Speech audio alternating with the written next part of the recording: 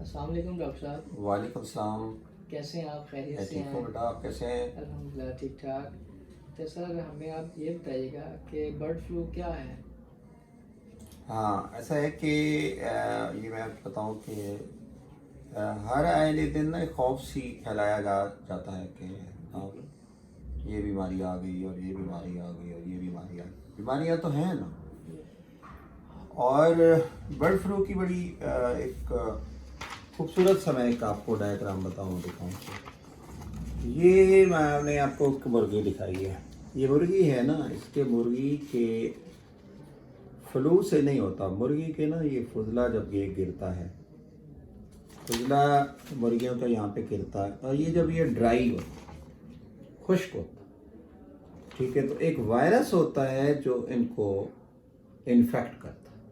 ٹھیک ہے, اس وائرس کو میں آپ کو ایک تصویر بتاؤں کہ مختلف ادوار میں مختلف وائرسز آتے ہیں. یہ آپ کو ایک وائرس کا نام بتایا ہے کہ یہ وائرس ہے H5N1. بیسیکلی یہ وائرس جو ہوتا ہے یہ ان برڈز کو انفیکٹ کرتا ہے. ان برڈز کی انفیکشن جو ہے وہ ان کے فضلے میں آتی ہے.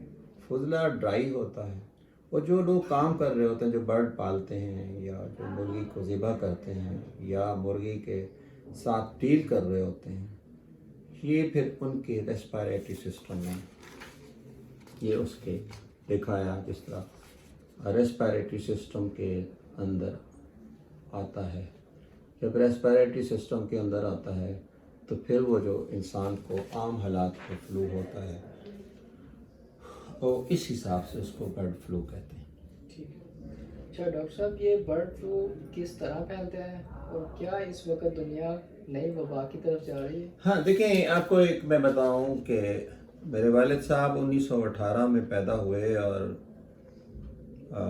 تقریباً 95 سال کی عمر میں 1913 کے اینڈ میں 94 سال کی عمر میں ان کی وفات ہوئی. تو وہ بتایا کرتے تھے کہ اس طرح کی وبائیں آتی رہتی ہیں.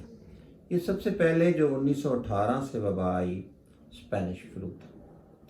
پھر آئی دوسری وبا, یہ پچھلے سنچری میں تقریباً 1957 اور 1916 میں 3 وبائیں ہیں, اور 3 وباؤں میں فلو یہ وائرس تھا, فلو تھا, اور یہ تقریباً 20 سے 40 ملین لوگوں کو اس نے لائف کو وہ کیا. تو یہ وائرس پرانا ہے, پرانی وبائیں آتی ہیں. اب تو خیر اس زمانے میں تو میڈیسن نہیں ہوتی تھی, اس زمانے میں احتیاط نہیں ہوتی تھی, لیکن پھر ویکسین آئی, اور پھر اس ویکسین کے بعد یہ وائرس جو ہے آہستہ آہستہ کنٹرول ہوا. یہ جو ابتدائی ایک تحقیق ہے, اس ابتدائی تحقیق میں یہ آپ کو بتاؤں کہ یہ وائرس جو ہے بطخوں سے پھیلتا ہے, جنگلی جانوروں سے, بطخوں سے یہ پھیلتا ہے. اور یہ اس کے بعد یہ وائرس, وہ بطخیں انٹریکشن کرتی ہیں دوسرے جانوروں کے ساتھ, اور ان کے ساتھ پھر وہ ان جانوروں کو ہوتا ہے, اور پھر اس کے بعد آہستہ آہستہ ہیومنس کی طرف آتا ہے. تو پھر ہیومنس کے ساتھ یہ جتنے بھی آپ کو پرندے اڑنے والے ہوتے ہیں ان سب کو انفیکٹ کر سکتا ہے. بنیادی طور پہ یہ پرندوں سے انسانوں کی طرف پھیلتا ہے, پھر انسانوں سے انسانوں میں پھیلتا ہے. اچھا ڈاکٹر صاحب, انسانوں میں یہ وائرس کس طرح پھیلتا ہے؟ میں نے آپ کو بتایا نا کہ انسانوں میں اس کا جو برڈز کا فضلہ ہے, اس کو دیکھیں نا, ہمارے پاکستان میں یا ہمارے اس ایشیا میں بہت سارے لوگوں کو ایجوکیشن نہیں ہوتی. ہم اس کے فضلے کو صحیح معنی میں ڈسپوز نہیں کرتے, اکٹھا ہو جاتا ہے کرامل کے ساتھ. پھر ان سے ہوا کے ذریعے سے جو لوگ ان کے ناک میں جاتا ہے, ناک میں جانے کے بعد پھر اس کے ریسپیریٹری سسٹم میں جاتا ہے, فلو کرتا ہے, تو پھر یہ اس طریقے سے پھیلتا ہے. اچھا ڈاکٹر صاحب, انسانوں میں سب سے پہلے برڈ فلو کب پھیلا تھا؟ یہ میں نے آپ کو بتایا نا, جب سے یہ سب سے پہلا جو اسپینش فلو تھا جس کی ریکارڈ ہے یہ 1981 میں ہے. اور لیکن پاکستان میں جو میں دیکھ رہا ہوں, پاکستان کے اندر جو سب سے پہلے برڈ فلو کی ایک ہسٹری ہے وہ آپ کو دیکھ رہا ہوں کہ یہ سب سے پہلے پاکستان میں یہاں بھی ایک نقشہ بنایا ہے، یہ پاکستان میں سب سے پہلے ایک کیس ہوا، لکیلی وہ نہیں ہے جو خطرناک ہے، یہ H7N3 خطرناک جو ہوتا ہے H5N1 کی فیملی ہے، 95 میں ہوا، 98 میں ہوا، 2000 میں ہوا، 6 میں ہوا، اور پاکستان میں اس طرح کی سیریس وبا انفلوئنزا برڈ فلو کی نہیں آئی۔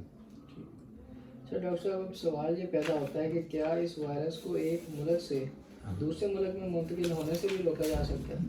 نہیں، دیکھیں نا، اب یہ ایک نیوز ہے کہ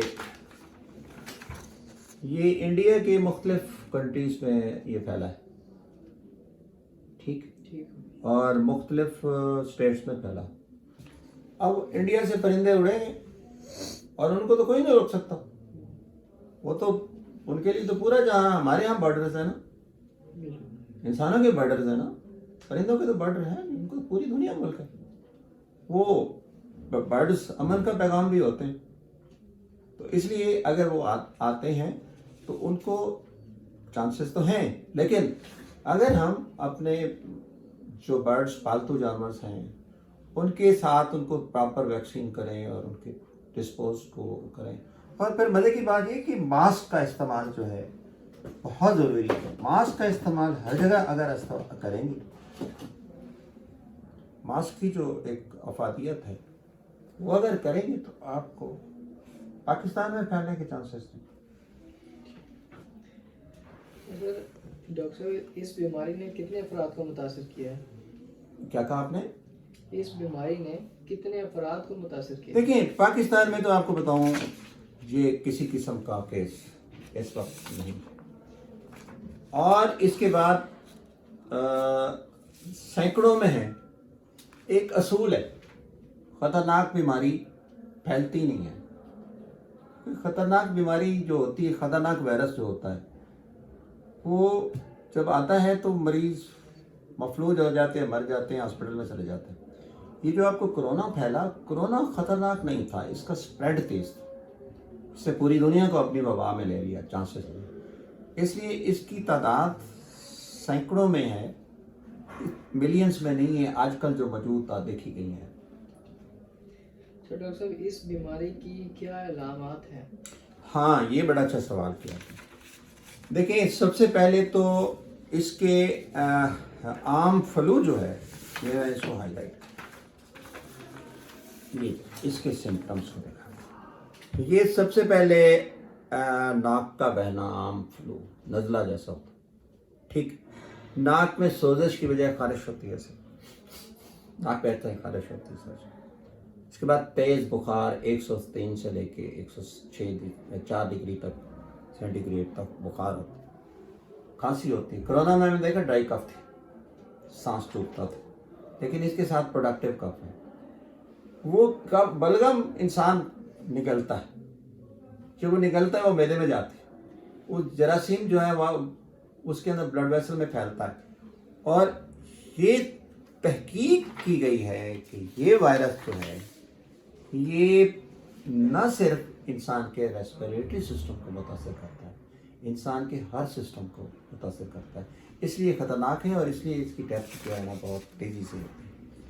اچھا ڈاکٹر صاحب، بہت اہم ہے کہ 16 جنوری 2021 میں ٹی نیوز میں یہ خبر چھپی تھی کہ پاکستان برڈ فلو کی زد میں ہے، اور پاکستان میں اس بیماری کی اس وقت کیا صورتحال ہے؟ دیکھیں، یہ خبریں ہیں، میں اس کو تصدیق نہیں کرتا، پڑھا تو میں نے بھی تھا، اس نے یہ دیکھا کہ پاکستان کو اس لیے کہ پاکستان کے ہمسایہ ملک کے اندر اس وقت، یہ دیکھیں، یہ پاکستان کے ہمسایہ ملک کے اندر اس کی جو ایک وبا پھیلی ہے، اور وہ برڈز جیسے میں نے آپ کو کہا آ سکتے ہیں، لیکن ایسا نہیں ہے، ایسا خوف نہیں ہے۔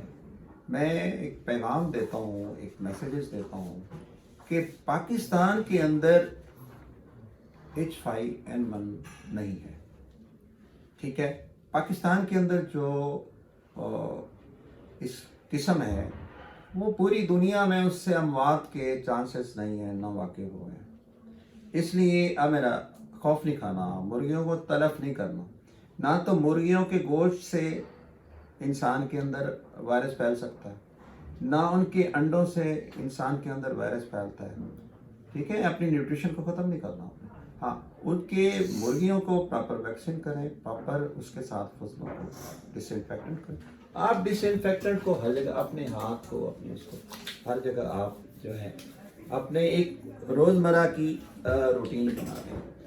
تو پاکستان میں میرا پیغام ہے, گھبرانا نہیں ہے. پاکستان کے اندر کسی قسم کا وائرس موجود نہیں ہے, اور نہ ہی پولٹری کی, ہماری جو پولٹری کی جو انڈسٹری ہے اس کو نقصان پہنچانے کے لیے جو مرغیوں کو تلف کر دیا جائے یا نہیں کیا جائے. اس کے فضلوں کو پراپرلی ڈس انفیکٹ کر لیں, ڈمپ کریں, تو ہم اس بیماری سے, وبا سے بچ سکتے ہیں.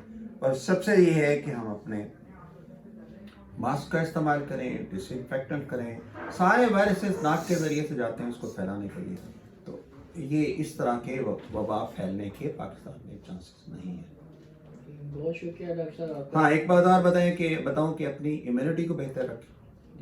اپنی امیونٹی جو ہے آپ پرسکون رہنے سے, اچھی نیند کرنے سے, وٹامن ڈی اور اس طرح اچھے وٹامن کھانے سے, اور نیچرل چیزیں کھانے سے, سبزیاں, پھل, یہ نیچرل چیزیں کھانے سے آپ کی امیونٹی.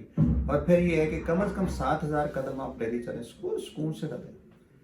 غصہ نہ کھائیں, ڈپریشن نہ کھائیں. ڈپریشن بھی آپ کی امیونٹی کو بہتر کرتی ہے, کم کرتی ہے. تو اپنی امیونٹی کو بہتر رکھیں, اللہ پہ یقین رکھیں, اور انشاءاللہ اس سے کسی قسم کی بیماری یا فلو پھیلنے کے آپ کی زد میں نہیں ہیں. بہت شکریہ ڈاکٹر صاحب کا, بہت اہم معلومات سے ہمیں آگاہ کیا. آپ کا بہت شکریہ. Thank you very much.